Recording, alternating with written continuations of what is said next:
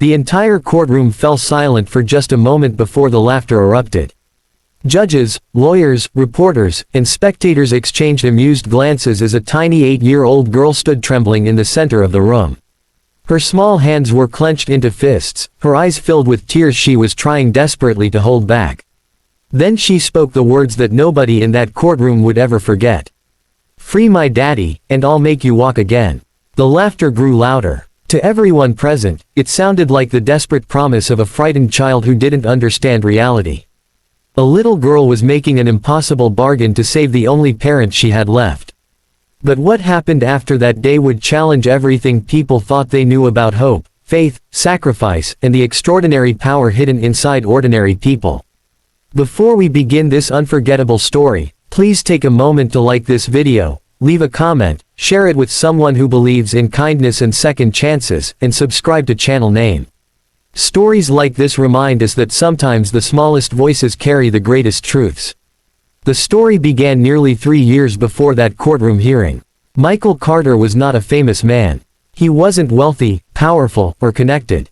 He was simply a father. At 37 years old, Michael worked long hours repairing heating and cooling systems around the city. His hands were rough from years of labor. His clothes often smelled of dust and machine oil.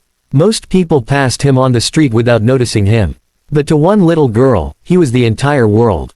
His daughter Emma had been only 5 years old when tragedy struck their family. Michael's wife, Sarah, had been driving home from work during a heavy storm when a truck lost control on a slippery highway. The accident took her life instantly. One moment Michael had a family. The next, he was a widower standing in a hospital hallway trying to explain to a crying child why her mother wasn't coming home. The months that followed were the hardest of his life. Every morning he woke before sunrise.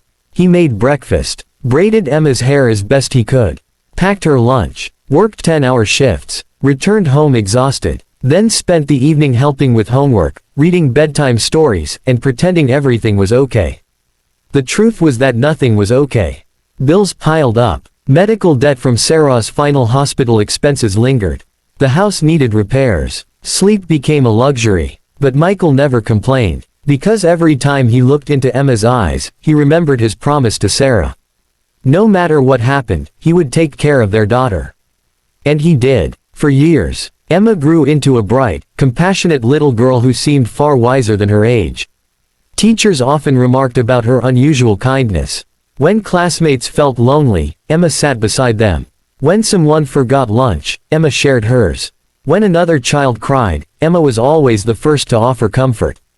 Many people assumed such kindness came naturally. But it came from watching her father. Every day she witnessed his sacrifices. She saw him skip meals so she could have better food.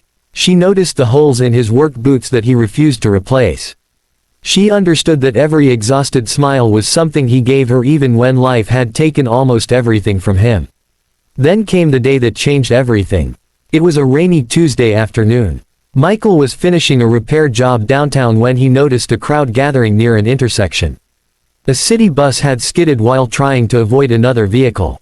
The collision wasn't catastrophic, but chaos filled the street. People screamed. Cars stopped. Pedestrians scattered. Michael immediately ran toward the scene. Without thinking about danger, he helped passengers climb from the damaged bus. He guided elderly people to safety. He comforted frightened children. Then he heard another cry. A woman in a wheelchair had been struck by falling debris during the accident. The chair had overturned. She lay injured and unable to move. Michael rushed forward. Ignoring warnings from others, he entered an unstable area near the damaged vehicle to reach her. He managed to pull her away just moments before part of the bus structure collapsed. The crowd called him a hero. News cameras captured images of the rescue. For one brief evening, Michael Carter became a local headline. But heroes are not always rewarded. Sometimes they become victims. During the investigation that followed, confusion emerged about the accident. Insurance companies argued. Lawyers searched for someone to blame. Witness statements conflicted. And somehow, incredibly, accusations began pointing toward Michael. A security video showed him near the scene moments before the collision. A dishonest witness claimed Michael had distracted a driver. Another person insisted he had interfered with emergency procedures. The allegations were ridiculous. But legal systems do not always move according to truth. They move according to evidence. And evidence can sometimes be twisted. Months passed. Court hearings followed. Legal fees consumed what little savings Michael had left. The stress became unbearable. Yet through it all, Emma remained by his side. She never stopped believing in him. Even when newspapers portrayed him unfairly. Even when neighbors whispered. Even when friends quietly disappeared. Emma stood beside her father and told everyone the same thing. "My daddy helps people." Those simple words meant more to Michael than any legal defense.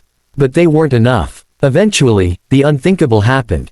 A judge ruled that Michael would face serious penalties while additional proceedings continued. The decision shocked many who knew him. To Emma, it felt like losing her father all over again.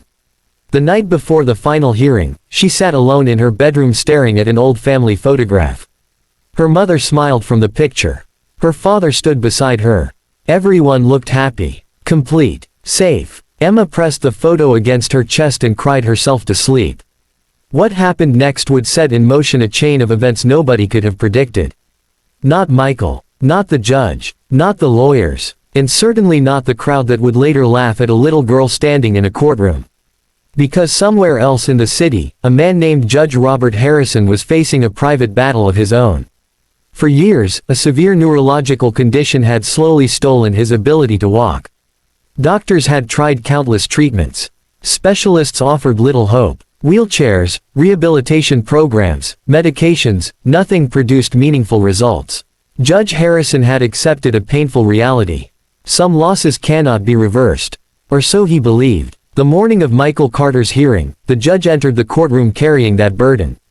He expected another ordinary legal proceeding. Instead, he was about to encounter a child whose courage would challenge everything he thought was impossible. And when Emma finally stood up and made her astonishing promise, "Free my daddy, and I'll make you walk again," the courtroom laughed. But destiny wasn't laughing. It was only beginning. Continue.